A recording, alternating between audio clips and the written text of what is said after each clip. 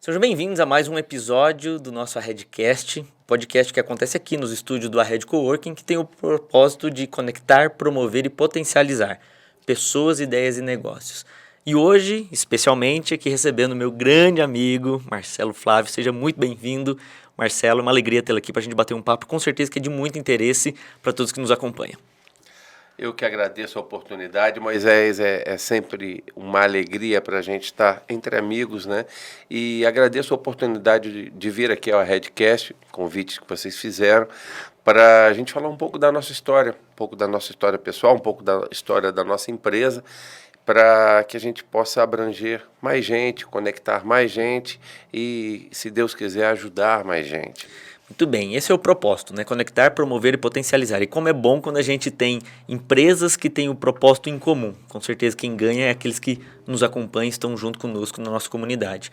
O assunto de hoje, então, muito interessante, muito especial para pessoas, para profissionais e para empresas. Vamos conversar sobre recrutamento e seleção, né, de profissionais. Um tema tão importante porque nos últimos anos cada vez mais exige-se mais qualidade da prestação de serviço e para isso a gente precisa de pessoas cada vez mais qualificadas e preparadas para as vagas. Então, nosso tema hoje, recrutamento e seleção, especificamente vamos falar sobre a RHF Talentos, o nosso negócio é gente, e esse que é um serviço que recentemente veio para a nossa região aqui. Que bom que a gente tem empreendedores que acreditam nesse propósito de investir nas pessoas, investir em gente para poder contribuir com as pessoas. Mas antes da gente falar exatamente sobre a RHF Talentos, esse processo de seleção, de recrutamento, quem é o Marcelo? Né? E eu conheço muito bem, é meu amigo de longa data, né? Mas quem é o Marcelo? Qual é a sua história? Onde você veio? Qual a sua atuação? Conta aí pra Bem, gente quem é o Marcelo nossa Flávio. história com a gestão de pessoas, ela começou lá atrás, lá em 1992. Em 1992, eu, motivado por uma história pessoal, né, meu avô foi coronel, médico do Exército, foi médico na Segunda Guerra Mundial, um grande motivador para mim. Em 1992, eu entrei na escola preparatória de cadetes do Exército em Campinas e começou uma trajetória de quase 31 anos, né, no Exército Brasileiro.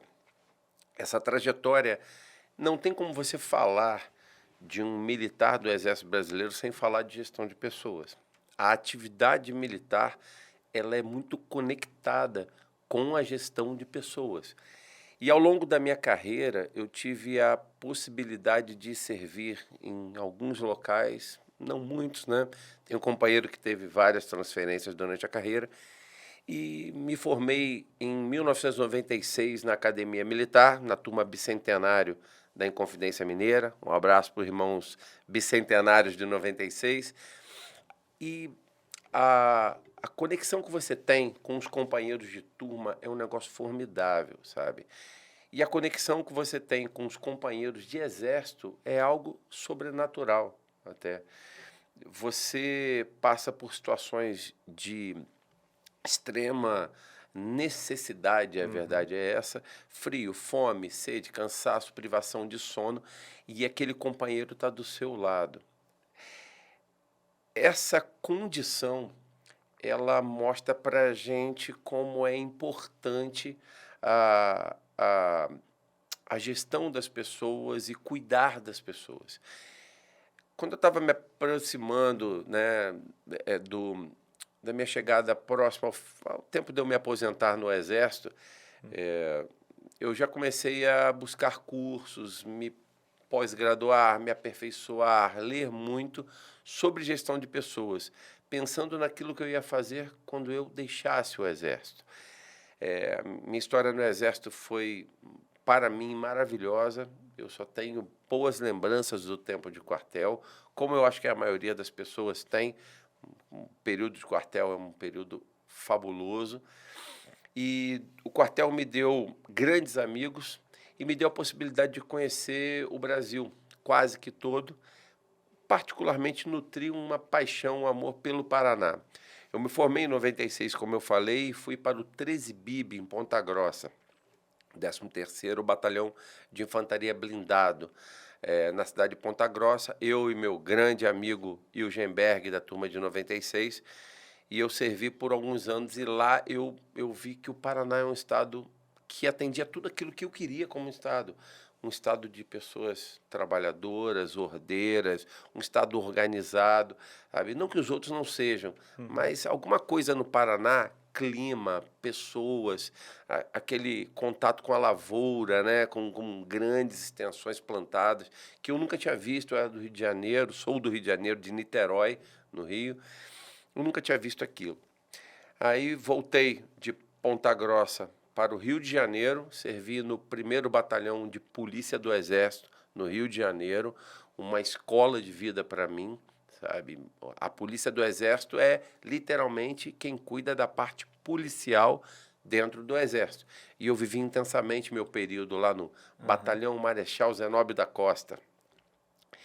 E depois do meu tempo na Polícia do Exército, fiz a minha escola de aperfeiçoamento, que é a escola que o Exército obrigatoriamente te matricula para que você tenha condições de ser promovido de capitão a major, vamos dizer assim, em linhas gerais.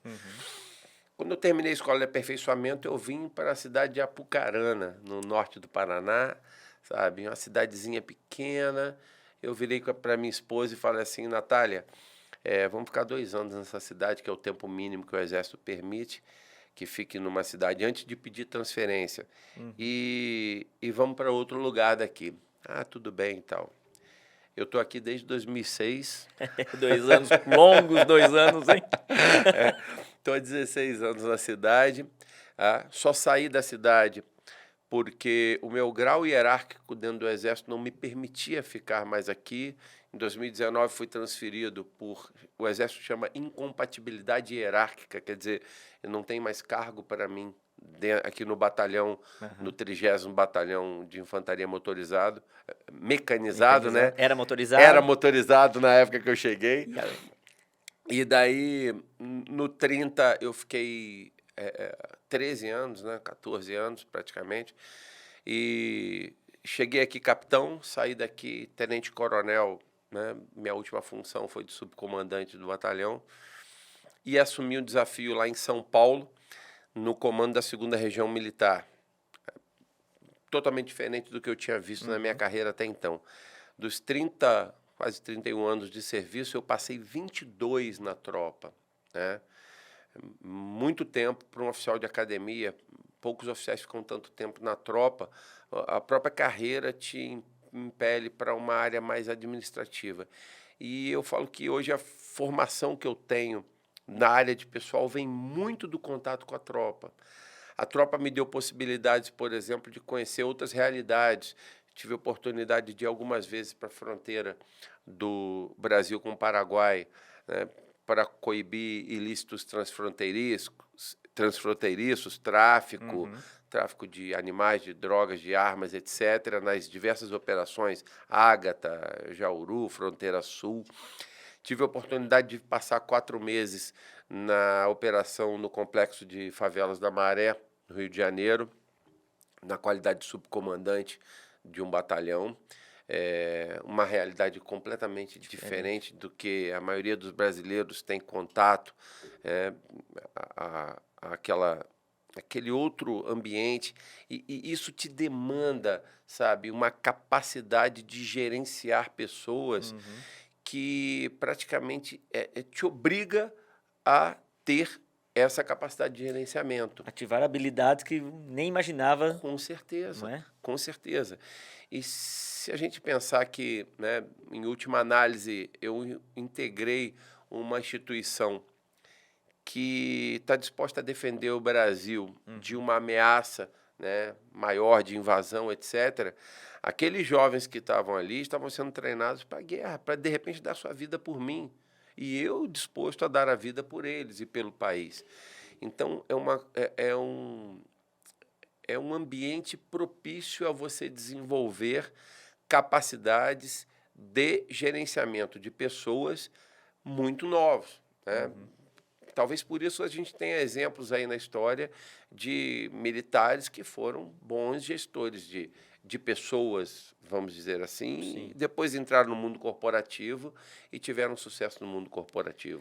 Interessante, né? Porque Marcelo está comentando aqui sobre a sua história, a sua trajetória pessoal e profissional, E ficou muito claro que nada é por acaso, né? De repente, aquilo que a gente vai conversar agora, que é uma nova habilidade, um novo empreendimento, uma nova vocação, uma nova disposição em continuar trabalhando, tem um propósito, né? Tem um histórico que justifica essa escolha, né? Como falou, é comum que talvez militares encerrem suas carreiras, alguns descansem, alguns tirem férias, outros, né, se aposentem, e outros resolvem continuar sua vida profissional em alguma determinada área, ou investindo, empreendendo, seja lá qual for. E ficou muito claro que o Marcelo, novo como é, se aposentou, né, e decidiu dar sequência na sua vida profissional de acordo com as suas habilidades descobertas ao longo da Sim. sua atuação no Exército, né, A que é tratar de pessoas. Claro. E agora, eu costumo falar para as pessoas que buscam algum tipo de orientação com a gente, né? Não sou dono da verdade, obviamente, mas o principal que eu falo para as pessoas é o seguinte: tudo na vida é planejamento. Até os militares que me procuram, alguns já entraram em contato via empresa para buscar recolocação profissional, buscar uma orientação. Eu falo, tudo na vida é planejamento. Uhum. Até para não fazer nada, você tem que se planejar. Porque não fazer nada, entre aspas, né, ficar em casa, receber meu salário, etc., chega uma hora que ou você acaba tendo um desequilíbrio econômico-financeiro, começa a Uhum. gastar mais do que você está acostumado a gastar, porque você tem um cotidiano que você Sim. não tinha antes, e principalmente ficar sem fazer nada contraria a natureza nossa de ser humano. Uhum. Existe a tal da função social do trabalho, que é se sentir útil, né? Eu converso muito isso com os candidatos que vêm nos procurar na empresa buscando alguma coisa. Às vezes se oferece uma vaga de emprego, uma vaga de recolocação, ela fala, mas eu estou em casa recebendo algum tipo de auxílio e eu vou ter que me deslocar para a empresa, eu vou ter que pagar e botar meu filho numa creche.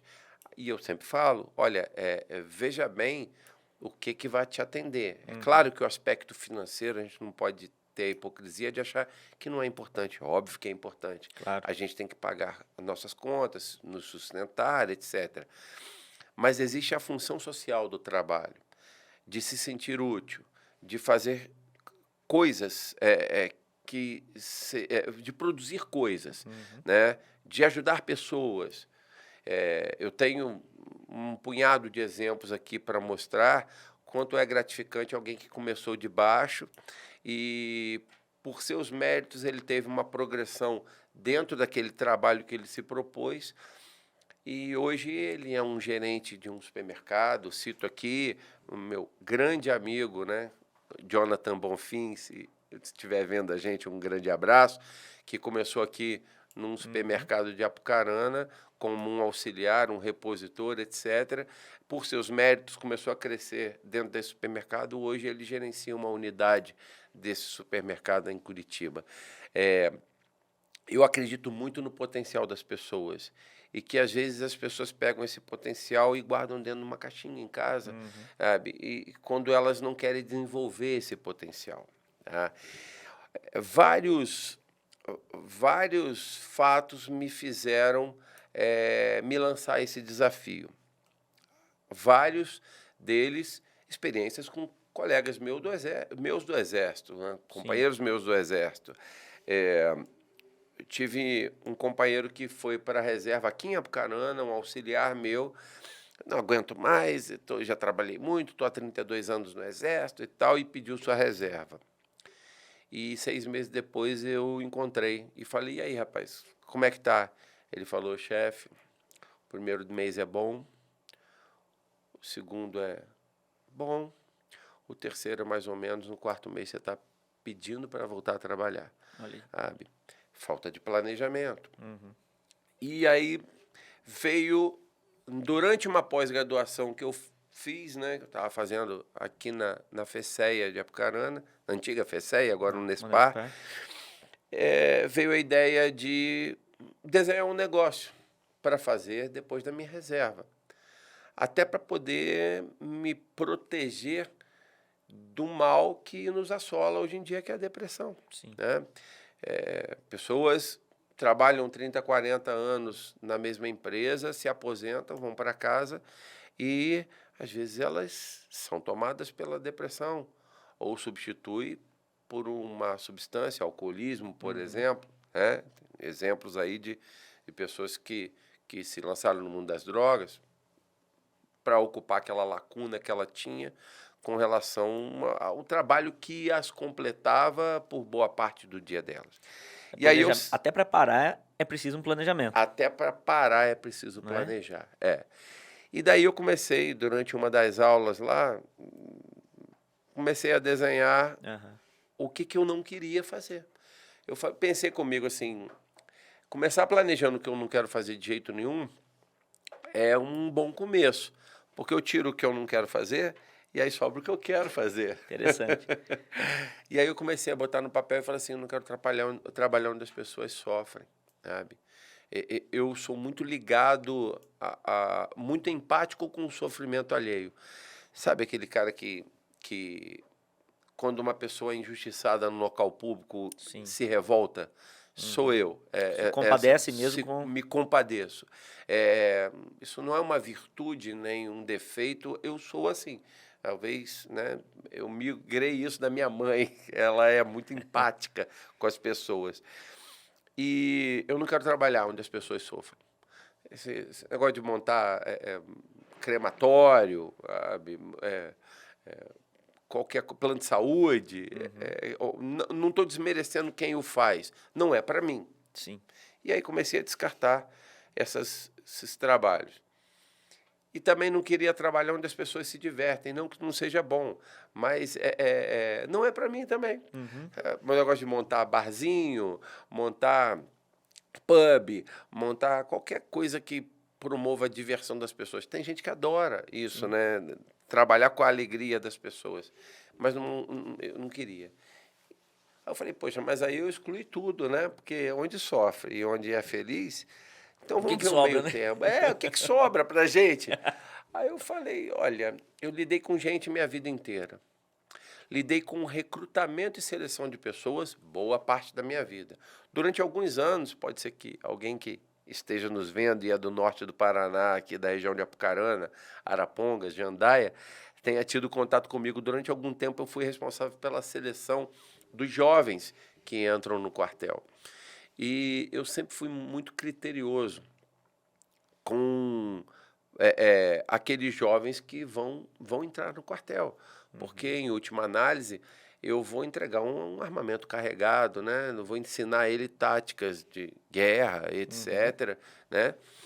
Então, eu decidi entrar de cabeça na gestão de RH. Foi onde apareceu o RHF Talentos, na minha vida. E é essa que a gente quer conhecer. É. Né? Nós conhecemos bem o Marcelo, né, o histórico todo, essa vocação de trabalhar com pessoas, a princípio dentro da instituição Exército, mas que te deu uma bagagem grande demais, uma experiência suficiente para, após a sua reserva, continuar aí a trabalhar com pessoas. E é isso que a gente quer saber, né? Como surgiu a RHF, qual é o propósito e como que o Marcelo e a RHF hoje trabalham na região norte do Paraná, enfim, toda a região que atende, como que ela funciona? Bem, a RHF ela é fruto de uma ideia formidável de uma pessoa visionária chamada Renata Freires, de Curitiba. Tive o prazer de conhecê-la, de conhecer a equipe da Matriz. É uma franquia de serviços de recrutamento e seleção de pessoas e não só recrutamento e seleção de pessoas. Eles têm um portfólio considerável de serviços para empresas, para pessoas físicas, com relação a toda a gama de serviços envolvendo gestão de pessoas. E sendo uma franquia, a franquia ela te dá todo o suporte necessário para que você comece seu negócio e ande bem com o seu negócio. E aí isso vestiu como uma luva para mim. Por quê? Eu tinha o conhecimento teórico, eu tinha parte da prática, principalmente recrutamento e seleção dentro do Exército, mas a parte empresarial me faltava. A parte do marketing, a parte de sistemas, a parte do que é a realidade de gestão de pessoas no mundo empresarial, que é diferente do gestão de pessoas dentro do Exército, é muito correlato, mas é diferente, Sim. né? E aí a RHF apareceu na minha vida, né? Pesquisando lá no site da ABF, Associação Brasileira de Franquias, eu encontrei a RHF já há muito tempo, né? Uma empresa consolidada, uma empresa forte, com mais de 180 franqueados no Brasil inteiro, tá? Com resultados Com consideráveis. resultados consistentes. E aí eu comecei a pesquisar. Meu tempo do Exército me deu essa capacidade de confiar desconfiando. E daí eu fui lá, Receita Federal, contas da empresa, dados abertos, e você faz as pesquisas. E eu falei, poxa, a empresa é legal, correta, séria, né? Quase zero de pendência judicial e tal. Os empresários que estão nos ouvindo aí sabem a dificuldade que é. Você anda tudo certinho hoje em dia, alguém te processa por alguma coisa que ela acha que é direito dela, e ela está no direito dela. Mas, enfim. E aí eu entrei de cabeça nesse projeto de trazer para o norte do Paraná uma unidade da RHF Talentos. O nosso foco, né, é ajudar pessoas e empresas a se conectarem, se encontrarem e se ajudarem. Não só sustentabilidade ambiental que eu estou falando, sustentabilidade em todos os sentidos. Tá. Sustentabilidade econômica, social. Então, o negócio, ele se sustentar no tempo. E eu vi isso na RHF, sabe? Eu vi que o modelo de negócio que eles têm se sustenta.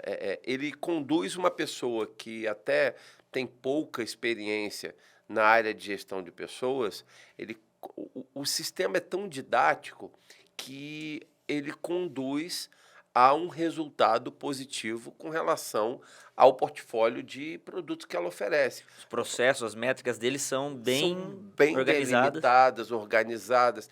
Ela tem quase que uma universidade corporativa, né? Tem vídeos institucionais, ela tem suporte quase 24 horas, ela tem uma rede de apoio até dos próprios franqueados, né? Você tem um franqueado que tem uma especialidade numa área, o outro tem uma demanda naquela área, se faz parceria.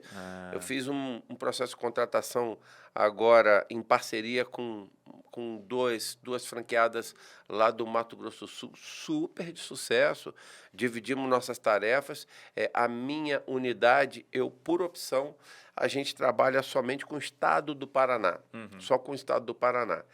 Mas se eu tenho uma vaga de emprego, por exemplo, um cliente meu que é nacional, tem unidades no Brasil inteiro ou fora do Brasil, eu faço parcerias com outros parceiros franqueados, etc., e a gente consegue atingir um resultado. Então, o modelo de negócio se sustenta. Interessante. E mais, o modelo é tão bem desenhado que ele permite que o próprio franqueado ofereça outros projetos, e aí a matriz da RHF analisa aquilo ali, marca uma reunião. Já aconteceu comigo por 2 vezes, 2 projetos que eu tenho paralelos, que a gente pode falar daqui a pouquinho sobre eles.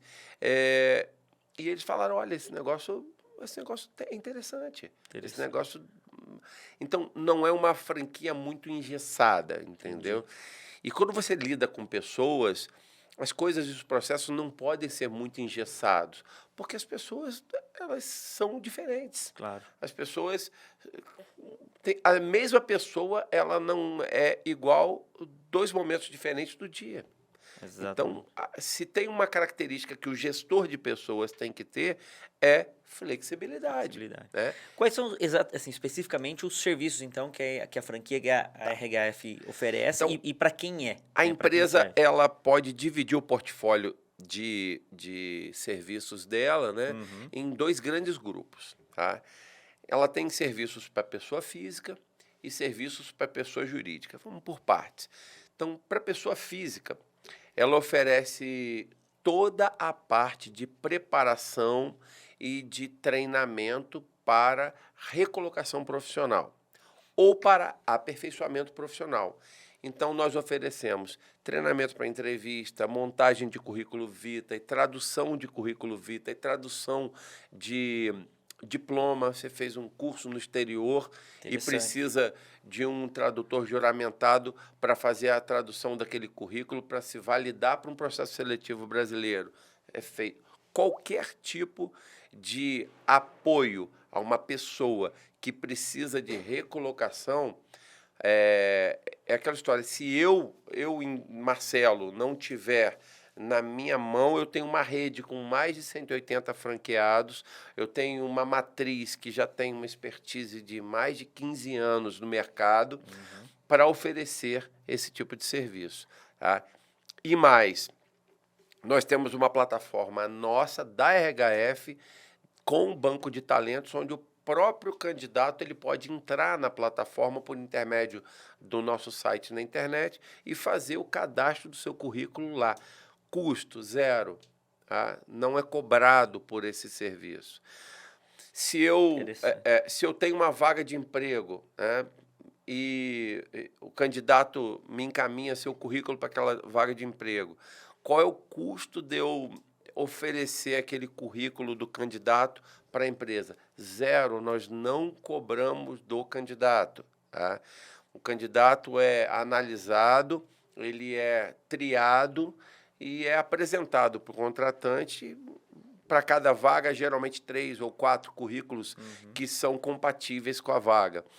E o contratante, ele tem o custo, obviamente, do serviço de recrutamento e seleção, e ele vai escolher qual daqueles currículos, qual daqueles perfis ele quer entrevistar, às vezes 1, 2, 3, às vezes todos. E ele vai escolher quem é o mais apto para aquela vaga. Marcelo, normalmente quais são os passos? Então, por exemplo, eu tenho uma empresa e tenho necessidade de determinada vaga. Certo. Né? Quais são os passos que o empresário e normalmente quanto tempo em média? A gente sabe que tem vagas que são mais demoradas, difíceis de serem encontradas, outros que são mais fáceis, mas via de regra, quais são esses passos? Em quanto tempo uma empresa, ao solicitar uma vaga, e aquele próprio profissional que de repente ele está esperando, né, consegue resolver o processo de seleção? Para responder essa pergunta, primeiro eu vou falar, nós temos serviços para pessoa jurídica também. Então, eu falei lá do pessoa física, né? Treinamento do indivíduo, da pessoa física para mercado de trabalho ou para aperfeiçoamento pessoal.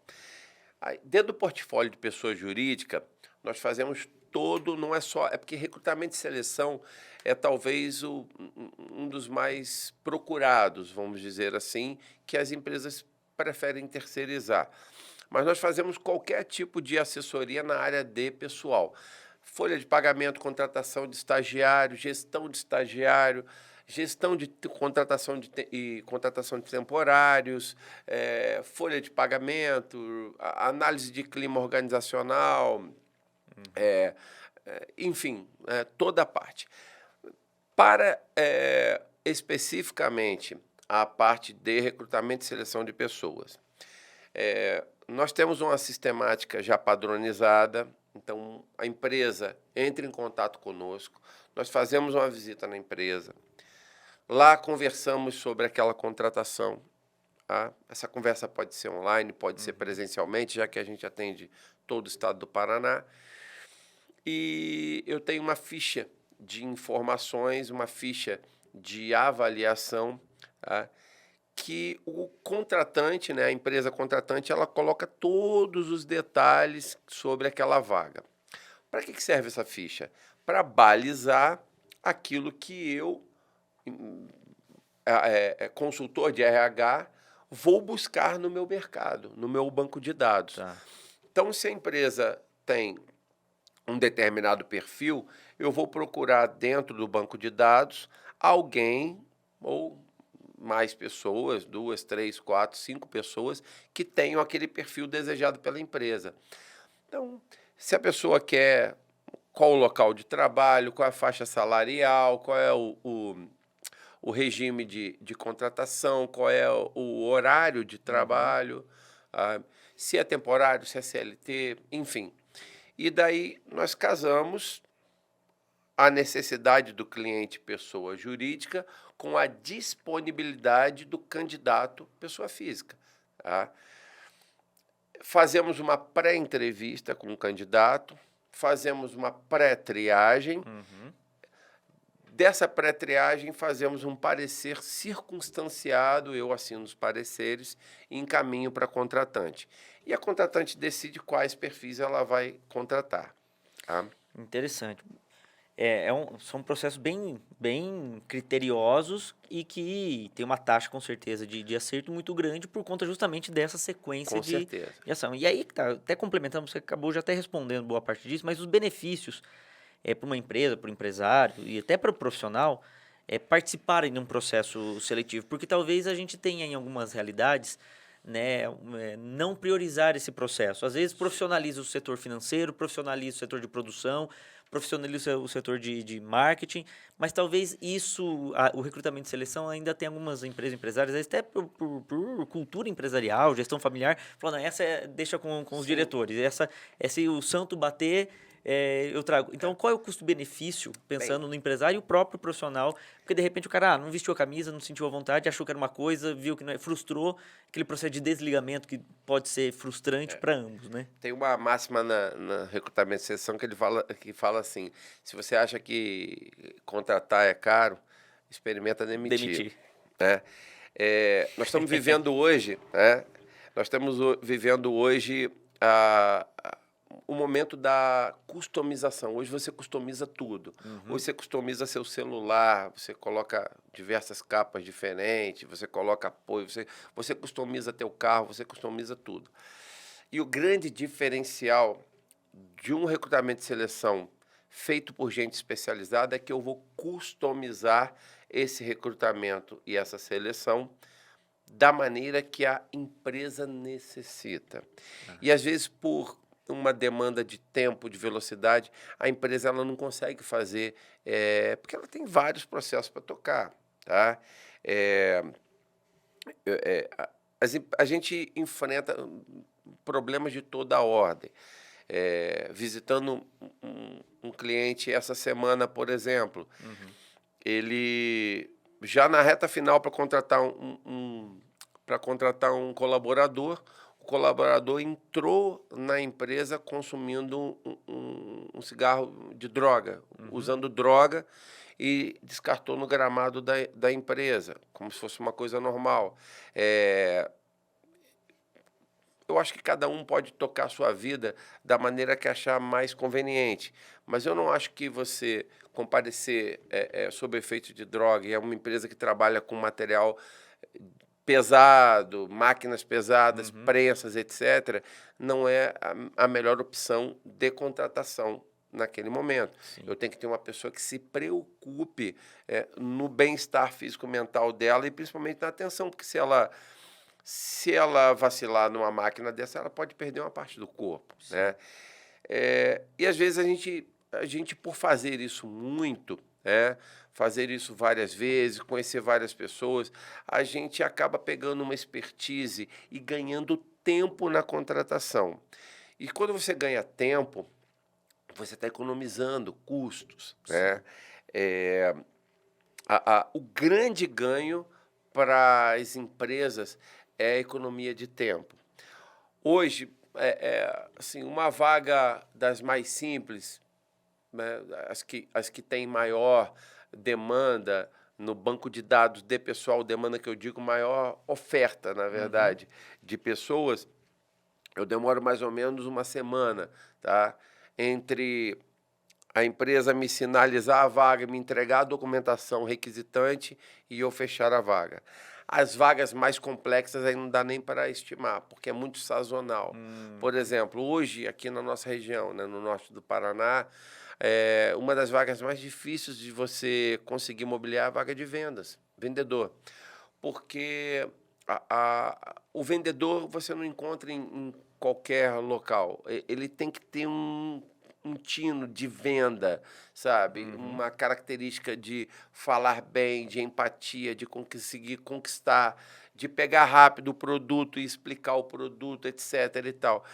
E o bom vendedor, geralmente, ele ou trabalha freelance, ou ele já está empregado por uma empresa boa. E poucas empresas querem ter o trabalho de treinar um vendedor do zero. Então, hoje é difícil você encontrar vaga de vendedor, tá?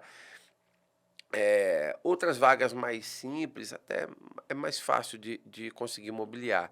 Mas o grande ganho é o seguinte: quando você trata cada vaga, essa vaga lá no Mato Grosso do Sul, nós contratamos Aham. de carregador a gerente administrativo financeiro, tá? Em todos os níveis hierárquicos dentro de uma empresa. Quando você usa um critério apurado para todos os cargos, entendeu? Você minimiza muito um problema que a empresa pode ter. Hoje em dia, uns anos atrás, teve um problema aí de imagem. Um funcionário pega a minha imagem e ele acaba com a minha imagem. Um procedimento. Um animal que ele trata mal na frente das câmeras, a gente teve há pouco tempo aí um caso famoso, né, nas redes sociais. Sim. Uma declaração de alguém que não representa a maneira de pensar da empresa, tá? Mas está vestindo a camisa com a logotipo da empresa e ela pega a marca da empresa e joga na lama, tá? É esse o tipo de refinamento no recrutamento e seleção que a gente busca, tá? Eu visitei um cliente essa semana e é impressionante, ele tem mais de 100 colaboradores. A gente andou pela empresa, ele chamava cada colaborador pelo nome. Essa aqui é fulana, está comigo há quanto tempo? Fulana, 15 anos. Esse aqui é ciclano, meu funcionário mais antigo. Quantos anos? 32. Quantos anos ele tem a empresa? 32 anos. Caramba. Sabe? Esse é o bom, é o bom casamento, né? Um casamento duradouro, que dá certo. Você engajar uma pessoa que tem valores, tá? Que tem determinadas características, com uma empresa que quer esses valores, que quer essas características. Sabe? Hoje em dia é difícil você contratar colocando uma placa de precisa-se de tal vaga na porta da empresa, porque quem faz isso vai contratar quem está passando. Ele vai contratar qualquer um. Não tem filtro nenhum, não tem tem critério filtro nenhum. E o risco de errar é muito maior. Muito maior. Interessante. E da mesma forma, quem procura emprego hoje em dia, sabe? Eu falava isso esses dias num outro veículo. Acabou aquela história de deixar o currículo na porta da empresa. Hoje em dia, a personalização que a gente falou ainda agora, sabe, ela chegou nos currículos. Se eu vou me candidatar a uma vaga para uma empresa, o meu currículo tem que ser personalizado para aquela empresa. Eu tenho que mostrar para aquela empresa que eu, dentro do meu perfil, tenho o que eles buscam. Tá? Eu não...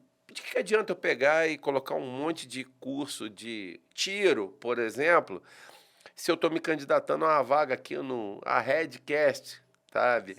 De operador de áudio, sei lá, o cara vai olhar e falar, beleza, você sabe atirar bem. E aqui no áudio, na parte de tecnologia, de som, etc., é absolutamente desconexo com o que Foi o se tempo procura. já que páginas e páginas e páginas faziam diferença. Claro, a pessoa acha que colocar uma enciclopédia de currículo lá vai insensibilizar de alguma forma o contratante, e não. E assim, hoje em dia a nossa vida está online, conectada. Quantos casos a gente já viu aí, né, que se tornaram nacionais de pessoas que mentiram em currículo e 10 minutos de pesquisa na internet, um e-mail que você manda para uma instituição de ensino, ela te responde e fala assim, essa pessoa nunca estudou aqui.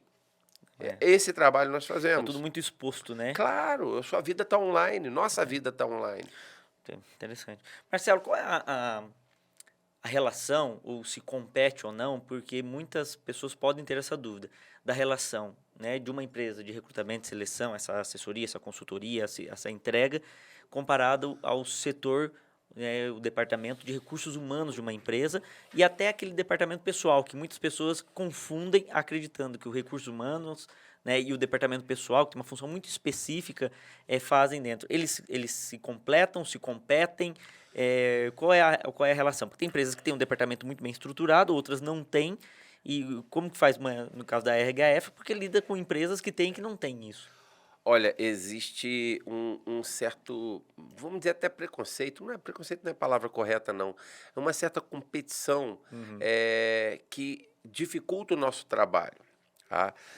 A função da terceirizada, quando é contratada para um trabalho de recrutamento e seleção, não é roubar o trabalho do Hum. RH da empresa, do DP da empresa, seja lá como a empresa chame, né? São duas coisas diferentes, DP de RH. Uhum. Mas é auxiliar, ajudar.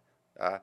Obviamente, se a empresa tem um diretor de RH, a palavra final vai ser do diretor de RH, do proprietário da empresa, do diretor administrativo financeiro, seja lá o nome que se dê. O nosso trabalho é auxiliar. Uhum. Obviamente, a gente vai ter discussões com o departamento responsável pelo recrutamento e seleção da empresa com relação a parâmetros utilizados, etc. Particularmente a nossa empresa, eu falo por mim, pela minha empresa, né? Quais parâmetros que a gente não usa de jeito algum? Assim, Uhum. não vou usar. Qualquer tipo de parâmetro discriminatório previsto em lei. Tá? Por que eu vou colocar um parâmetro, por exemplo, de boa aparência? Sabe? Interfere? É um aspecto técnico? O que é boa aparência? Uhum. Por que eu vou contratar uma pessoa com base na cor da pele dela ou na condição social dela? Uhum. Sabe? Eu, enquanto empresário, eu prefiro não trabalhar para esse tipo de empresa. Eu posso escolher para quem eu vou trabalhar, sabe? Graças a Deus, a realidade que a gente vê hoje é outra. Uhum. As empresas, elas pensam para o futuro, elas estão preocupadas com produtividade, elas estão preocupadas em produzir. Aquela empresa século passado, né? Não vou contratar esse ou aquele tipo de pessoa com base num critério não técnico, elas estão fadadas a não ir para frente, sabe? Porque você tem uma sociedade feita Sim. de pessoas completamente miscigenadas, diferentes, etc., com maneiras de pensar diferentes, com posturas diferentes. O que você procura lá é uma pessoa tecnicamente habilitada para o cargo, que tem os valores que você busca e que vai te dar a entrega que você quer que seja dada, né? É, o grande lance da interação com os RH das empresas é justamente essa troca de experiências. Eu não quero jamais saber mais sobre as pessoas que trabalham numa empresa do que o RH da Próprio empresa. RH. Mas talvez o RH da empresa não tenha a rede e a conexão que uma empresa terceirizada tem Sim, pelo. todos nós temos a ganhar com Uhum. a interação, com a interconectividade, com a troca de experiências e principalmente em qualquer grupo que eu participo de WhatsApp, é, nós temos a ganhar com as críticas.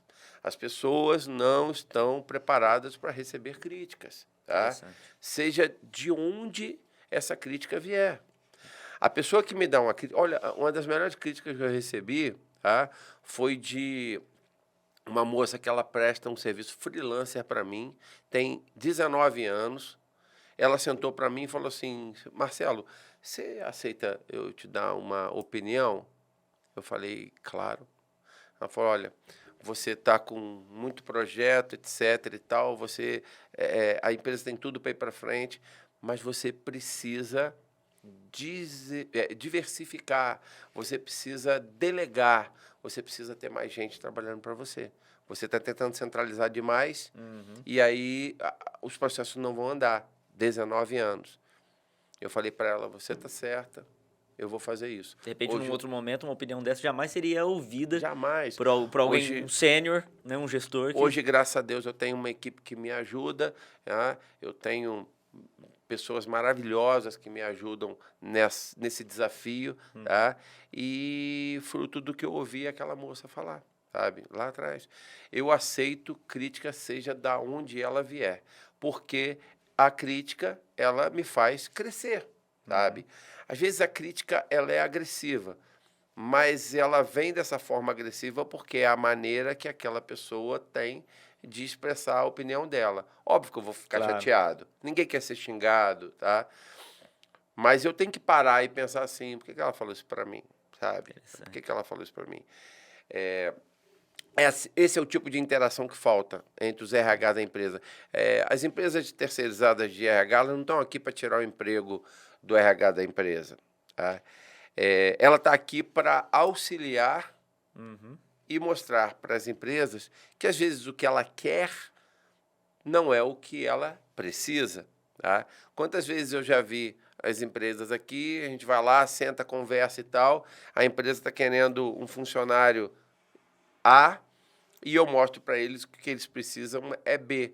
E a gente chega num denominador, num C, que não tem nada a ver nem com o que eu pensava, nem com o que a empresa... Olha que legal, porque aquilo ali é o que vai atender melhor a demanda que a empresa precisa. Entendi. Olha, essa construção Incrível. é muito legal, né? Essa construção é ótima. Marcelo, nesse tempo já de RHF, com os perfis das empresas atendidas e com os perfis dos profissionais, né, já entrevistados, recrutados, o que conseguiu perceber já? Existe um padrão, existe um perfil que é comum? E quais são esses desafios, talvez, maiores no processo de hoje, né, baseado no perfil, no comportamento das pessoas e das empresas? Eu vou te falar qual é o maior desafio. O maior desafio é o estabelecimento da confiança. Em todos os aspectos. Tá? Confiança. Confiança. Confiança primeiro com a empresa. O empresário ele é um herói no Brasil. O empresário, aquele que se lança ao empreendedorismo, ele só tem pedrada e impostos, etc., e coisas para pagar. A minha contadora, Patrícia, um beijo para você. A minha contadora me manda mensagem, esse aqui é a taxa de não sei o quê, esse aqui é a taxa de não sei o que lá, isso aqui... E eu nem questiono, né? Ela é especialista na área, tá bom, paga aí. Mas o empresário, durante muito tempo, ele é cobrado, tá? E por coisas que às vezes não é culpa dele, tá? E quando aparece um cara com um sotaque do Rio de Janeiro, falando diferente, e que se apresenta para ele para ajudá-lo, ele fica desconfiado. Fala assim, porra, ninguém vem aqui se não é para me dar uma facada, me tirar dinheiro. E aí as pessoas começam a perceber que o nosso objetivo é ser diferente.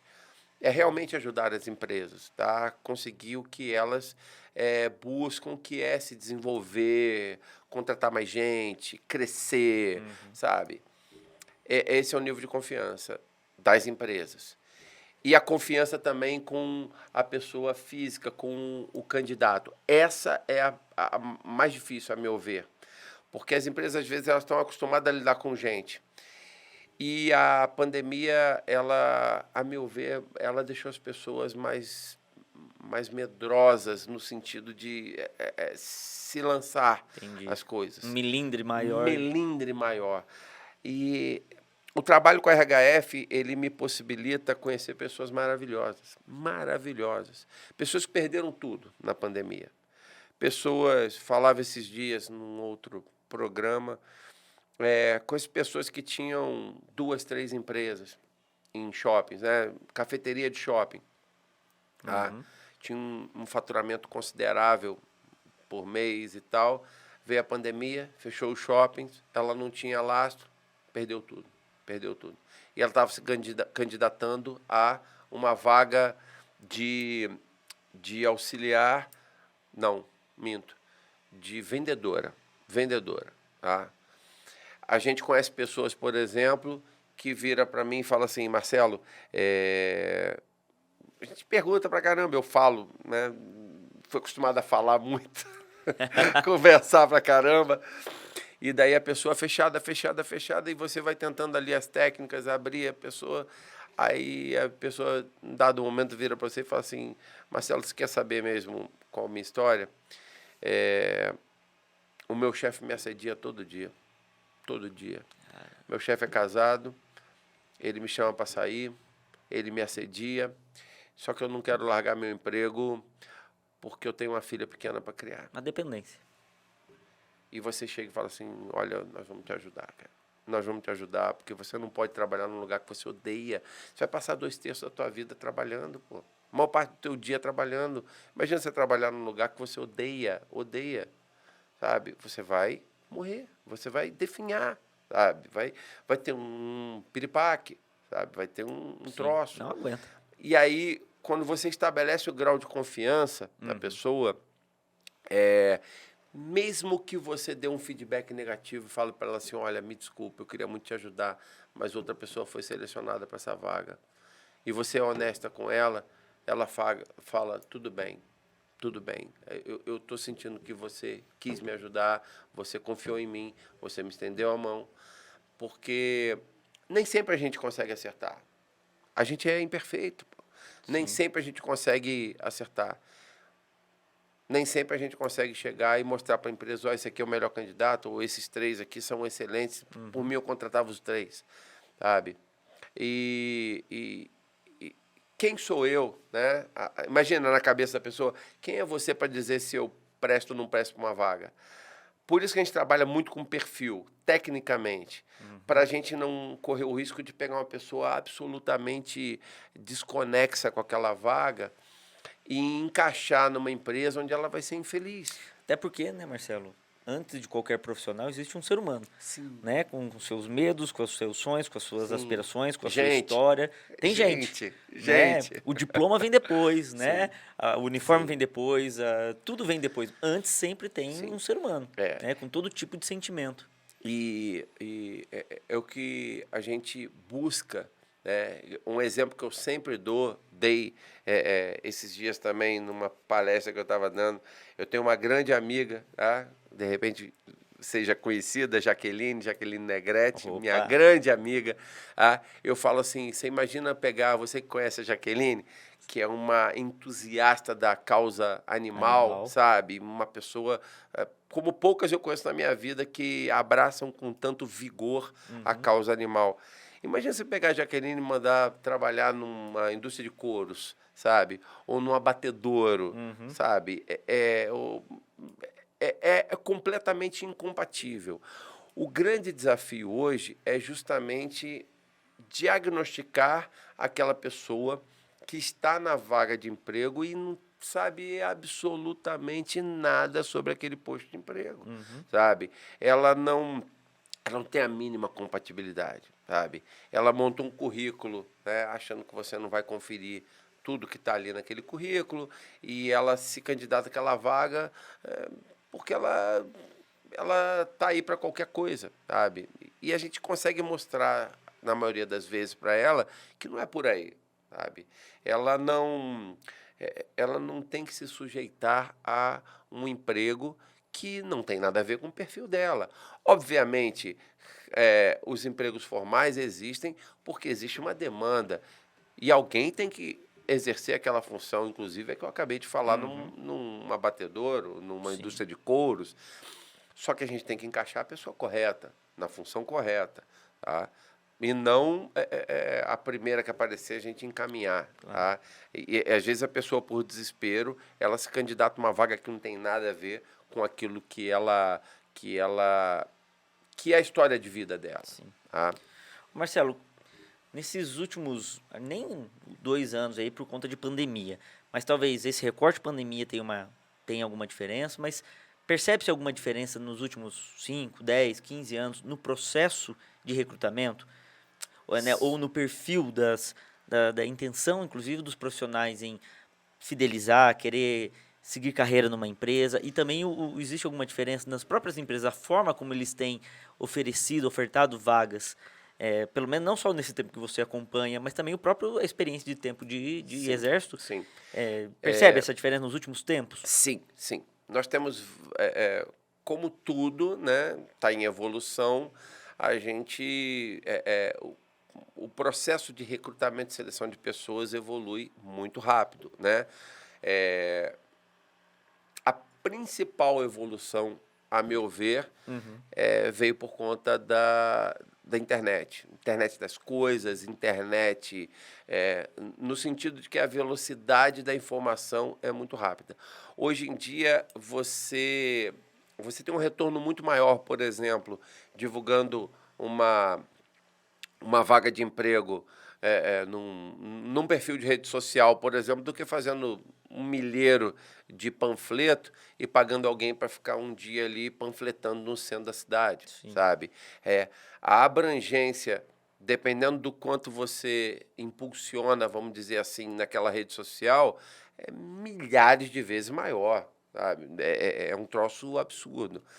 É claro, você, dentro do plano de marketing, você tem que tecer ali o teu público-alvo. Não adianta tentar atingir pela internet as pessoas da terceira idade, por exemplo, que ainda tem um pouco de resistência, né, com relação à internet, redes sociais, por exemplo, né, das diversas. Mas, assim, o que eu vejo da parte de recrutamento e seleção é a interferência da rede mundial, do acesso à internet, nesse tipo de processo de RH. Tá? E isso causou também um outro movimento. Tá? As pessoas antes ficavam 10, 20, 30 anos na mesma empresa. Lembra que a gente falou da customização, hoje em dia você customiza esse copo aqui do jeito que você quiser, em pouco tempo tem uma empresa que faz isso aqui para você do jeito que você quer, com a tua logomarca nela. E as pessoas mais jovens, principalmente, procuram isso, a customização do emprego. Nem sempre salário, sabe? Nem sempre salário.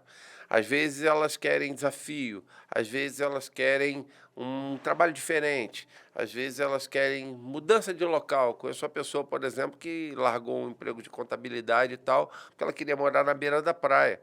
E aí ela foi trabalhar em Florianópolis, né, por um salário menor até. Tá? Essa velocidade de coisas, né? Essa velocidade das coisas, obviamente, interferiu no processo de RH. Antigamente, há 10, 15 anos atrás, era muito difícil você pesquisar um currículo de um candidato para ver se tudo que está ali realmente é verdade. Hoje fica mais fácil. Mais fácil. Hoje as coisas são mais linkadas, logadas. Hoje você joga o nome completo de um candidato, joga o teu nome completo Eu ia falar isso, né? no Quem Google, já teve essa experiência de se pesquisar no Google? você descobre muita coisa que você nem sabia sobre você que está na internet. Essa relação, inclusive, gestores, muitas vezes que não utilizam um serviço específico de recrutamento, ou não deixa para o RH cuidar, ele fala assim, eu quero ver quem que é esse fulano que está vindo me pedir emprego. Primeira coisa que pesquisa, olha as redes sociais, ele bate o olho e fala assim, mas a vida desse cara não me interessa. Não me interessa. Né? Esse perfil não me interessa, daí de repente nem sabe, de repente aquele cara, aquela pessoa lá, era o perfeito, o ideal para a vaga. Mas a vida pessoal dele, entregue nas redes sociais, desinteressou. Exatamente. E às vezes é uma foto. Um momento que o cara teve ali e que botou aquela foto, Que ou talvez está esqueceu, fora de um contexto, etc. E alguém tem uma interpretação. E daí a gente volta na pergunta falando da pandemia especificamente. O que eu avalio que a pandemia trouxe? A pandemia trouxe incerteza. A pandemia colocou na cabeça das pessoas assim, é incerto o que pode acontecer. Porque em fevereiro de 2021, eu estava em São Paulo, tá? Fevereiro de 2021, fevereiro de 2020, aliás, começou a pandemia em março. Isso. Um mês antes, tudo estava normal, né? Um mês antes, as pessoas levavam sua vida normal.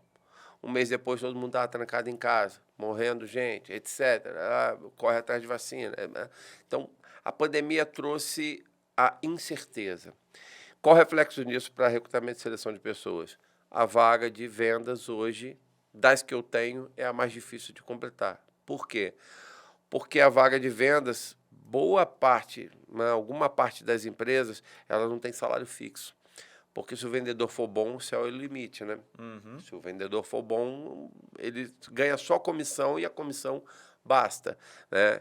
E as pessoas têm medo disso. Querem o fixo, querem ter aquela certeza.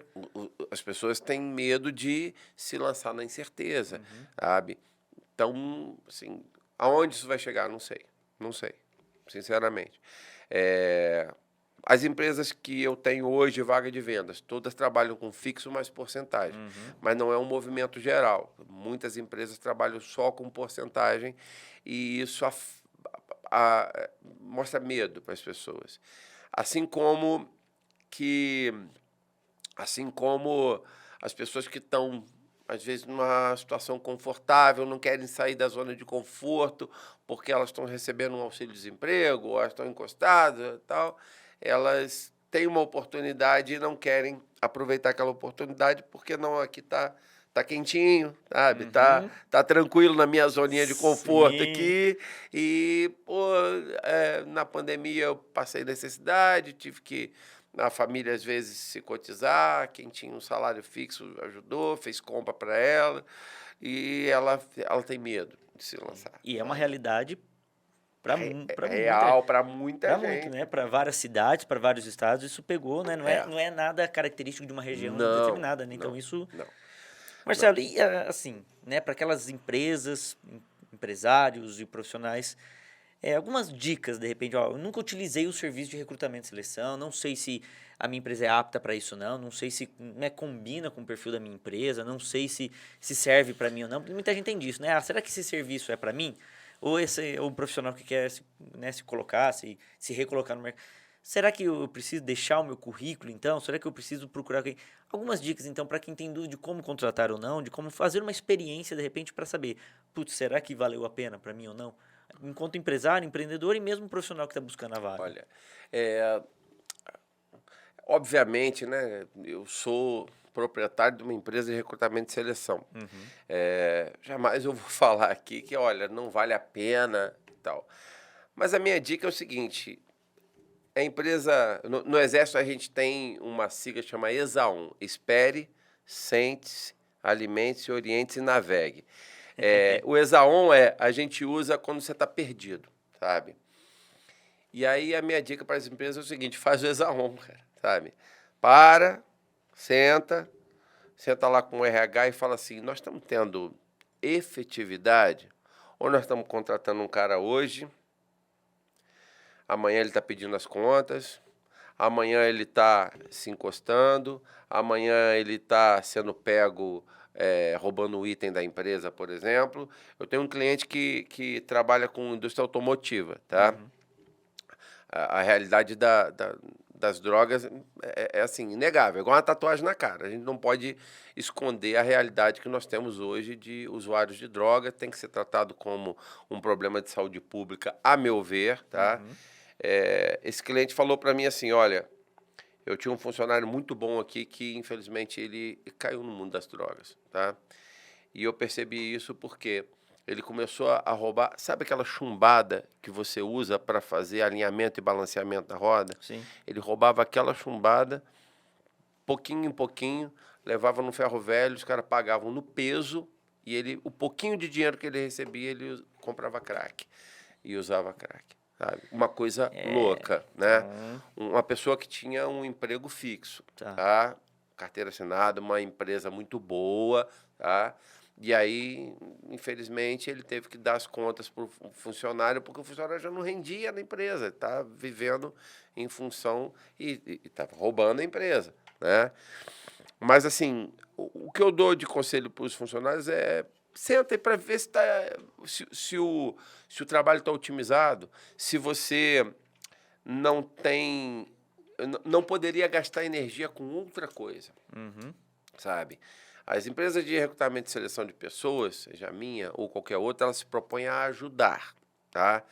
Quando eu montei a empresa, o meu mote, né, além de nosso negócio é gente, o meu mote era meu farol, né? A minha missão é ajudar pessoas, sabe? Ajudar pessoas a serem melhores, a produzirem mais. E uma coisa que eu tive na minha cabeça é ajudar aqueles que me ajudaram, né? Quase 31 anos na minha vida, que são os militares do quartel. Aqueles que dão baixa do quartel, seus familiares, aqueles que ingressam na reserva, como a gente falou lá no começo, e não tem um planejamento. Esses militares, a gente escreveu um projetinho, a gente denominou de Projeto Azimuth. Eu tenho um grupo de empresários daqui da região norte do Paraná que vêm com muito bons olhos e já estão participando do projeto. Fizemos um convênio aqui com o 30º Batalhão de Infantaria Mecanizado. E o que é o Projeto Azimuth? Tá. O Projeto Azimuth é cópia, tá, de um projeto norte-americano, do Exército norte-americano, tá, e feito pelo Ministério da Defesa norte-americano. O Projeto Azimuth, que é o nosso, ele levanta com as empresas as vagas de trabalho, tá, e os cursos necessários para ocupar aquelas vagas de trabalho. Vamos dizer que uma empresa que participa do projeto, ela está precisando de operador de empilhadeira. O que eu preciso para ter um operador de empilhadeira? Carteira C, curso de operador do Senat, ou um curso de operador de empilhadeira habilitado, certificado, etc. e tal. Eu vou para o quartel. Dentro do quartel, né, os militares que ainda estão na ativa, ou militares que deram baixa, ou militares da reserva remunerada do Exército, como eu sou da reserva remunerada, e nós buscamos quem tenha o perfil para aquela vaga.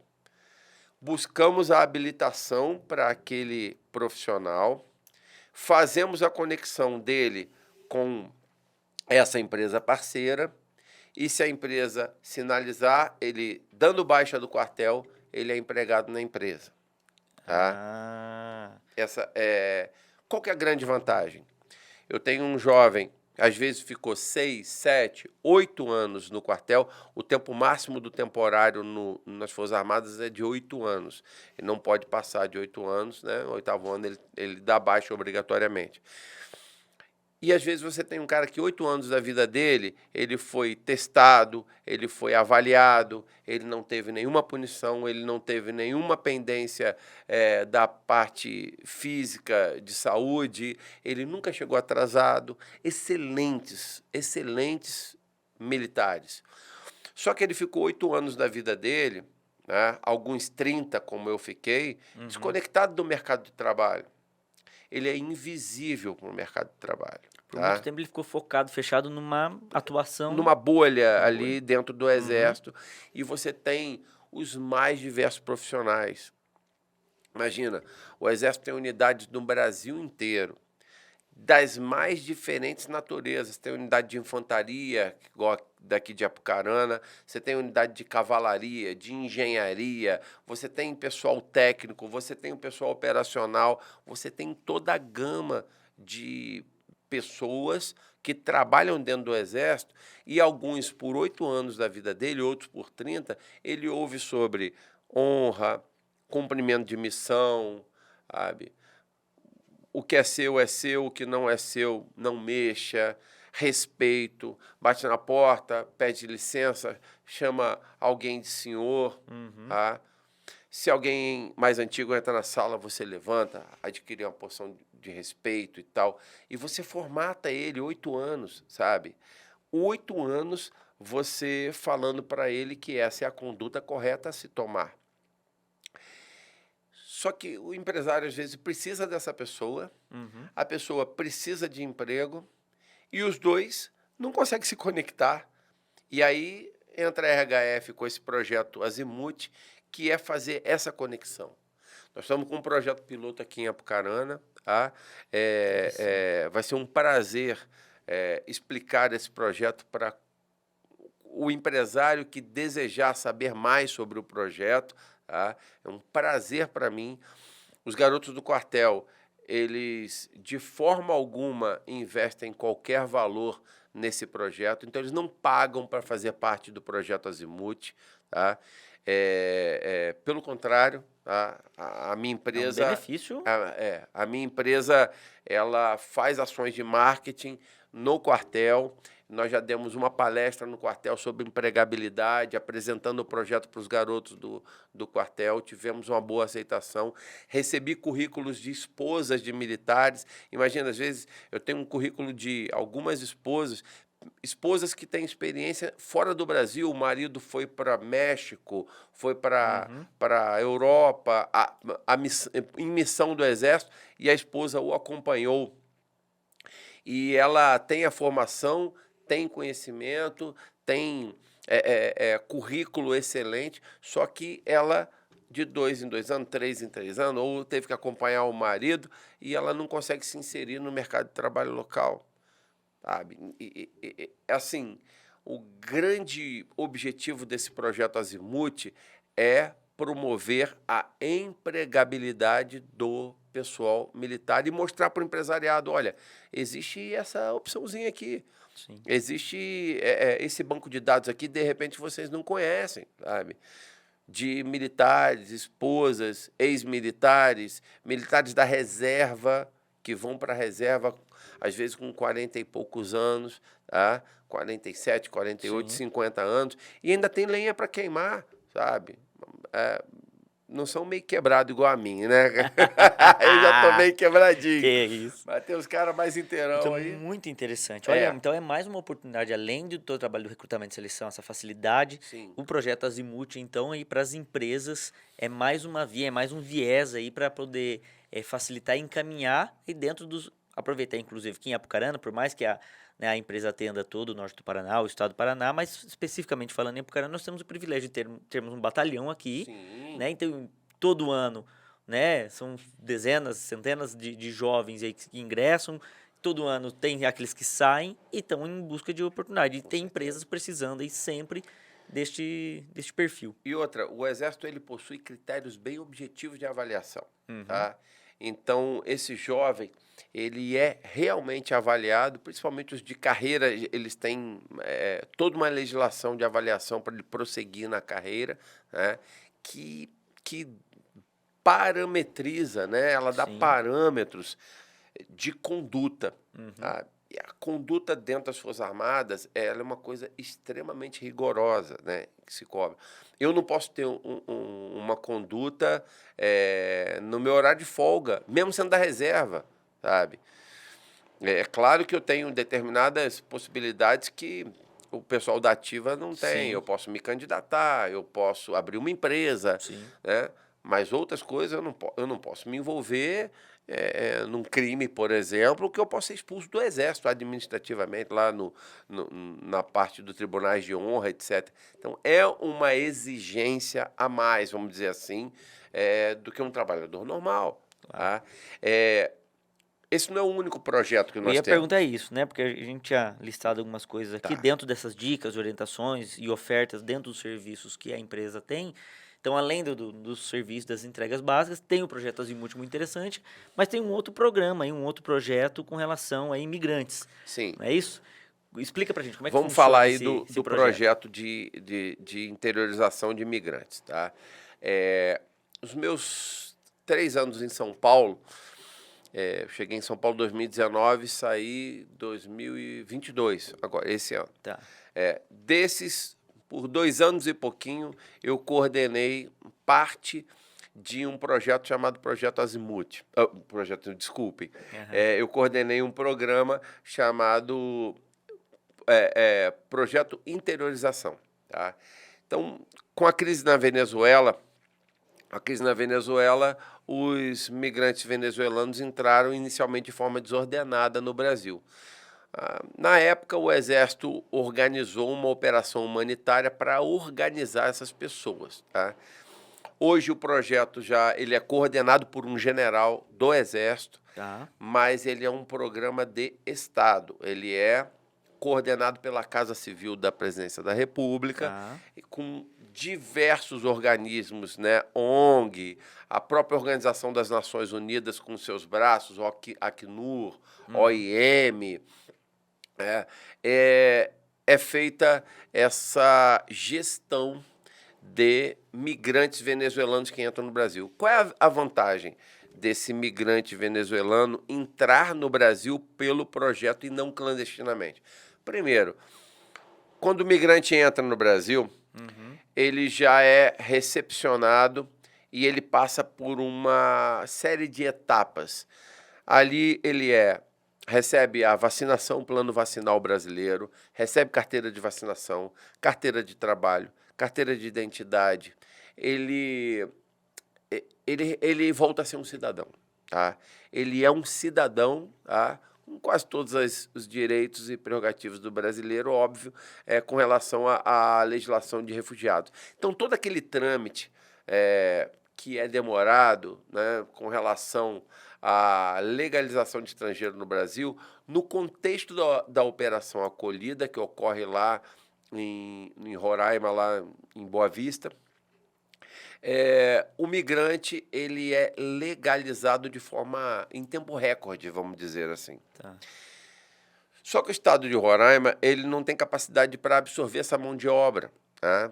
Por vários motivos, né? O principal deles é que não existem indústrias suficientes para absorver essa mão de obra, né? Com isso são feitos vários projetos, né, de interiorização, que é chamada, que é pegar a família de venezuelanos lá de Roraima e trazer para os diversos estados do Brasil. Pois bem, uma modalidade que responde por cerca de 10% de todos os venezuelanos que saem lá de Roraima e vêm para qualquer parte do Brasil, chama-se vaga de emprego sinalizada. Essa vaga de emprego sinalizada consiste no quê? Eu, empresário, sinalizo na minha empresa que eu preciso de X vaga de trabalho. Vamos dizer aqui para o norte do Paraná, aqui para Apucarana, eu preciso de 3 costureiras para a máquina tal. Eu sinalizo isso para a Força Tarefa Logística Humanitária, que é coordenada por um general de divisão, general Schwingel, atualmente.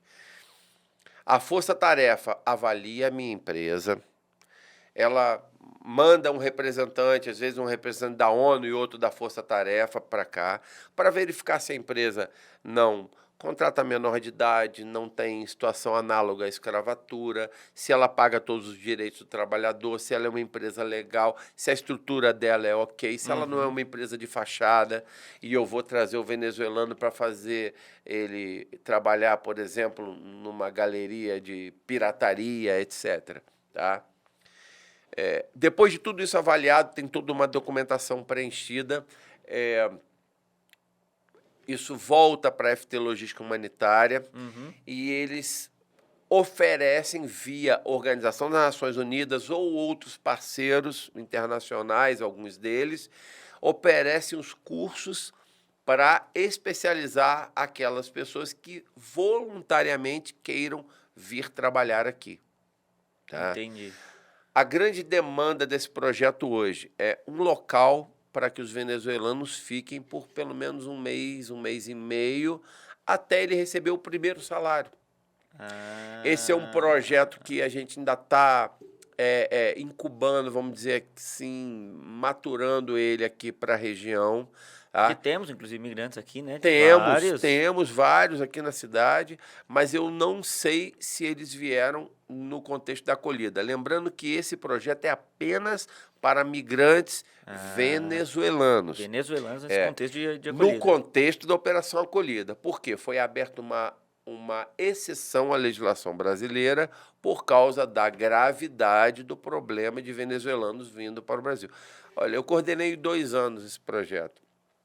Lá para São Paulo, para o estado de São Paulo, os venezuelanos que vinham e passavam para São Paulo. Você escuta histórias absurdas, sabe? Coisa de filme, coisa impronunciável. Eu não tenho coragem nem de falar aqui o que as pessoas passam. Pessoas que andaram com a família 600 quilômetros, sabe? Pessoas que perderam tudo, eram funcionários públicos, médicos, juízes, promotores lá na Venezuela e vieram para cá porque perderam tudo. Da noite para o dia não tinha mais emprego, não tinha mais comida, não tinha mais nada. Eu conheci uma família de venezuelano que ele falou para mim, coronel, o meu último salário na PDVSA, que é a estatal venezuelana equivalente à nossa Petrobras, o meu último salário da PDVSA era mais barato para mim pegar o dinheiro e queimar para cozinhar, porque acabou o gás, então eles cozinhavam a lenha, fogão a lenha, era mais barato queimar o dinheiro do que comprar a lenha. Meu Deus. A lenha era mais cara do que o volume do dinheiro. O custo-benefício não valia. Eu falei, meu Deus do céu. Aí a pessoa vem a pé, perde tudo, deixa tudo para trás. Eu conheci um venezuelano que enterrou um filho na beira da estrada. Ele falou para mim, eu tinha 3 filhos. Cheguei com 2 em Pacaraima, uma cidade que a maioria dos brasileiros nem conhece. Última cidade, indo do Brasil para a Venezuela, é a última cidade brasileira lá pro lado de Roraima, sabe? Chegou em Pacaraima com um filho que ele deixou para trás na beira de uma estrada, sabe? Coisas desumanas. E aí, quando essa pessoa entra no Brasil, ela vai recebendo a humanidade dela de volta, sabe? Ela vai recebendo a identidade dela, ela volta a ser uma pessoa, sabe? Recebe alimento, roupa. E, de repente, aparece um empresário brasileiro que fala assim: eu vou dar uma oportunidade para esse cara, para essa família, para esse pai, para essa mãe, sabe? Qual é a demanda da parte trabalhista, etc., que um empresário tem com relação a esse imigrante venezuelano? Exatamente a mesma que ele tem com o imigrante, com o trabalhador brasileiro. Os direitos são todos iguais. Eu, empresário, sou obrigado a manter ele por algum tempo na empresa, porque ele veio para trabalhar na minha empresa? Absolutamente, não existe nenhuma obrigatoriedade, tá? Então, o venezuelano, ele vem, se ele não se adaptar naquela vaga de emprego, aplique-se a legislação trabalhista brasileira. Ele pode ser dispensado, aviso prévio, etc. e tal. As mesmas condições. As mesmas totais. condições, tá? Esse é um projeto que a gente está deixando em stand-by por enquanto, para apresentar para as empresas. Nós já temos uma empresa aqui na cidade que levantou a mão e falou assim: eu quero ser o piloto, tá? Uma empresa aqui de Apucarana, não vou revelar o nome, porque a coisa funcionar, né? Sim. Era já fazer o... para fazer o... E mas vai é dar importante certo. Depois, inclusive, quando vai de dar fato certo. acontecer, até para estimular né? Outras empresas, empresários, independentemente até do porte. Mas assim, as empresas que já participam do projeto, a gente pode falar. Sim. Então, nós temos hoje no Brasil, por exemplo, o Grupo BRF, a JBS, o Grupo Transpanorama de Maringá. Interessante. O Grupo Transpanorama ganhou um prêmio de sustentabilidade social por conta do trabalho feito com venezuelanos, sabe? Porque você imagina, é uma chancela muito forte. Claro. Você ter uma chancela do governo federal, Força Tarefa Logística Humanitária, da ONU, da Organização das Nações Unidas, dizendo: essa empresa aqui é uma empresa parceira da Força Tarefa Logística Humanitária, da Operação Acolhida, e ela é uma empresa séria, porque senão nós não mandaríamos venezuelanos para trabalhar nessa empresa. Poxa, obviamente o empresário ele tem que pensar no retorno financeiro também, que a gente falou da sustentabilidade.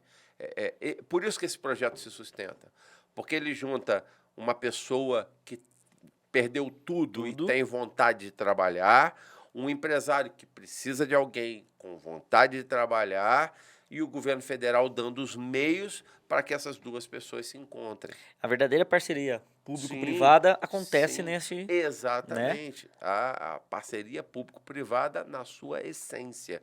E onde é que a RHF entra nisso? A gente está cadastrando empresas para participar do projeto e vamos prestar assessoria para essas empresas, para nós fazermos o trabalho de link entre a Força Tarefa Logística Humanitária e a empresa que necessita de trabalhadores naquele perfil. Tá? Esses são os dois projetos carro-chefe assim, que nós temos na RHF Talentos Regional Norte Paraná. RHF Regional Norte do Paraná, porque temos outras franquias no Brasil. Temos outras franquias no Brasil, a nossa é a Regional Norte do Paraná. Caraca, que papo gostoso. Cara, quanto conteúdo, quanta informação incrível. Marcelo, e com certeza quanta dica, quanta oportunidade boa que pode ajudar demais a resolver os problemas das empresas, dos empresários, sem dúvida nenhuma, que sofrem muitas vezes, porque fala: putz, eu tô com uma vaga aberta, eu tô com uma condição bacana, o salário é legal, os benefícios, mas não encontro. A gente escuta muito isso. Com certeza. Né? Aqui em Apucarana, na região, e com certeza muitos aqui que estão nos ouvindo já passaram por isso. Né? Eu tenho a vaga, mas não consigo encontrar. E da mesma forma, a gente cansa de ver pessoas querendo se qualificar e muitas vezes aquilo: putz, mas eu queria... Posso até me submeter, de repente, a alguma coisa que não seja no meu perfil, mas com certeza existe uma vaga que é o perfil da pessoa, ela só precisa encontrar. Né? E o papel da RHF é fazer justamente essa conexão. Sim. Marcelo, bom demais esse papo. Queria que você agora, numa mensagem final, deixasse aí para quem nos acompanha, assim, primeiro, como conversar, como contactar na RHF, né, rede social, alguns telefones. A gente vai deixar, obviamente, os nossos diversos contatos aí para entrar em contato conosco, né, nossas diversas redes. Mas nós estamos no Instagram lá, @RHF Talentos Regional, _ Regional Norte.pr. Norte.pr. RHF Talentos _ Regional Norte.pr. Ou lançar no Google lá, RHF Talentos Apucarana, RHF Talentos Norte Paraná, vai aparecer lá a nossa empresa. Estamos na internet, estamos no Facebook, e estamos à disposição para ajudar pessoas, ajudar empresas a desenvolver, conectar pessoas e empresas e desenvolver pessoas e empresas. Essa a nossa missão, o nosso negócio sempre será a gente. Nossa missão é ajudar pessoas, sejam elas pessoas das empresas, sejam elas pessoas físicas. Estamos aqui sempre à disposição para ajudar. Maravilha. Foi um prazer enorme conversar. Inteiramente. Caraca, conhecer muita coisa, aprender, conhecer ainda mais da história, que parte eu conhecia, mas muita parte dela não conhecia da sua história, inclusive de onde veio essa inspiração para continuar cuidando de gente mesmo, terminando a sua atuação no Exército, e com certeza quem ganha é a comunidade, né? Não só Apucarana, norte do Paraná, mas todas aquelas pessoas e empresas que precisam de qualificação profissional, de pessoas comprometidas e de empresas saudáveis para ajudar a construir uma sociedade ainda mais justa, mais igualitária, melhor para todos. Com certeza. Muito obrigado, até uma próxima, foi um prazer, que a gente tenha próxima, sucesso sempre. Tudo Valeu, de bom pra obrigado. ti, cara. Valeu, Muito obrigado para vocês que nos acompanharam, fica até uma próxima edição do nosso Redcast. Traga sua ideia para cá para a gente juntos conectar e promover pessoas, ideias e negócios. Valeu. Esse